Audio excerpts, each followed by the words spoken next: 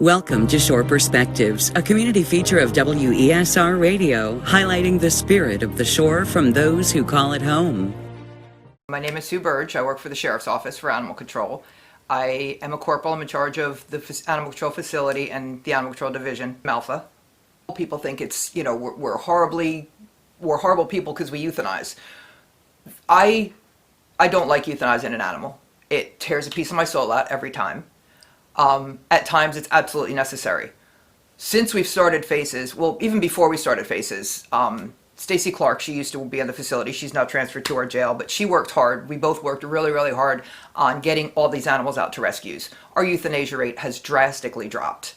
I think in 2013, it was like 70-some%, and in 2020 it was down to like 20%.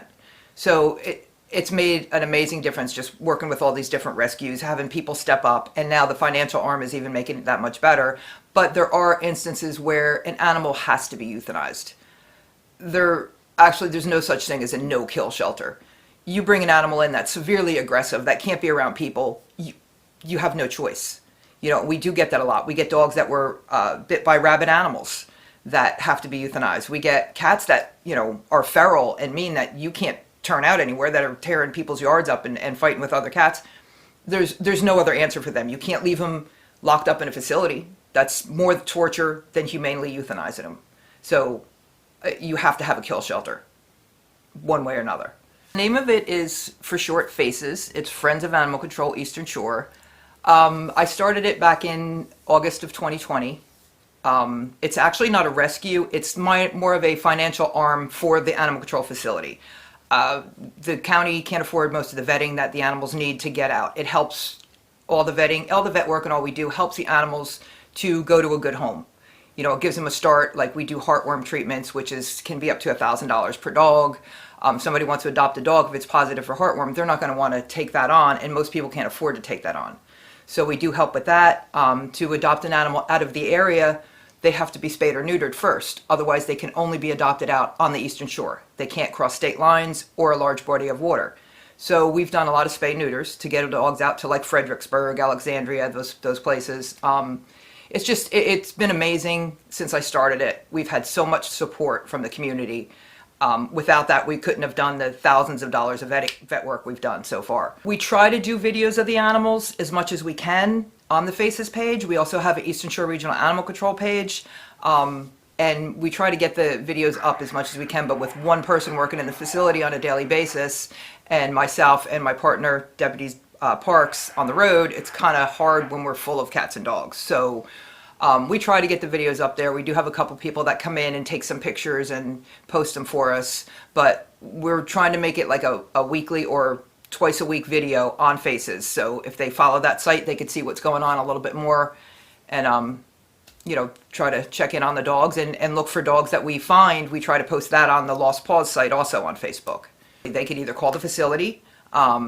It's on Beacon Road in Malfa. That number is 757-787-7091. They could report their animal lost there, and we have that on file. So when people find a dog, they're supposed to report that to us also. So we have that on file, and a lot of times, that's how we reunite the owners with their dogs. We strongly suggest people, when they lose their dog, post a picture of it up on there, where they lost it, what time they lost it. Also call the radio stations, post it on there, call the vet's offices.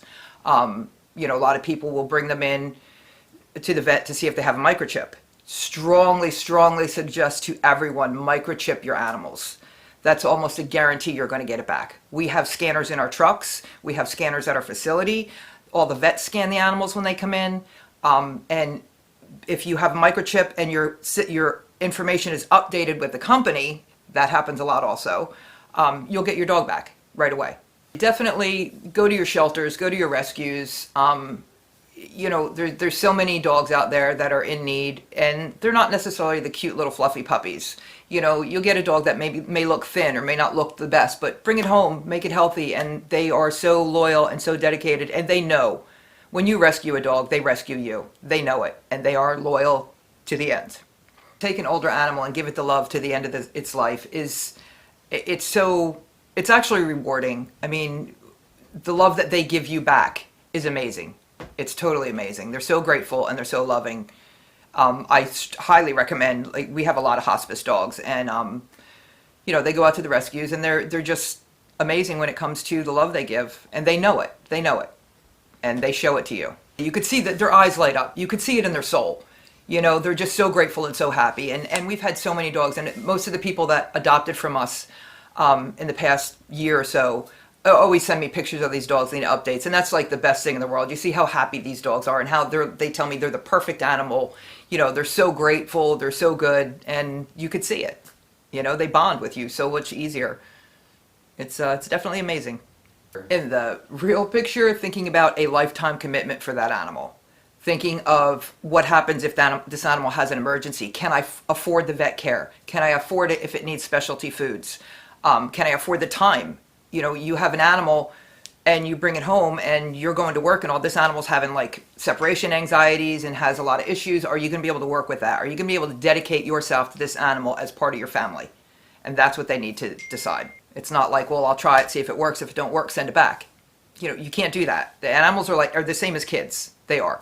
And obviously my animals are my children. My daughter has a lot of brothers and sisters, so they're all four-legged. I've always been surrounded by animals since I was born. We had a riding stable when I was little, and I was in the barn out of the hospital before I was in the house under a horse's nose. So my mom told me that was what was wrong with me. I had animals always followed me home. I was lost for a few hours, was found sleeping in the doghouse with a litter of puppies, used to collect the kittens and put them in my bed when the cats had kittens in the barn. So I've never been without an animal by my side, and I hope I never will. People are looking for an animal, they'll post it on Facebook, they have no idea we're here. People pick up animals and don't know where to report it. They don't know that it is a state law. If you find an animal, it has to be reported to animal control within 24 to 48 hours. They don't even know where we're at. They don't know. Most of them go to the SPCA, thinking that's where they have to go. Luckily, the SPCA sends them to us, but in the process, they're kind of losing valuable time looking for their dog or finding the owner of a dog they found. Check out our Facebook page, the Faces page. If they want to send me a message through there, they can do that. That's probably your best way to, just to let me know what you're looking for, and I'll let you know what we have if you don't see a video up there, if you don't see the recent pictures of them. Like I said, it's kind of hard to get it all up there, and updated all the time because we're shorthanded like everybody else is. So just, send me a message, shoot a message to the or call the facility, leave a message on there, and we'll get back to you as soon as we can. I mean, there's so many animals out there that really need to get out. They do. So, everybody needs to open their hearts and their homes, and if you can make that commitment, by all means, it's definitely worth it. For Shore Perspectives and WESR Radio, I'm Kelley Gaskell.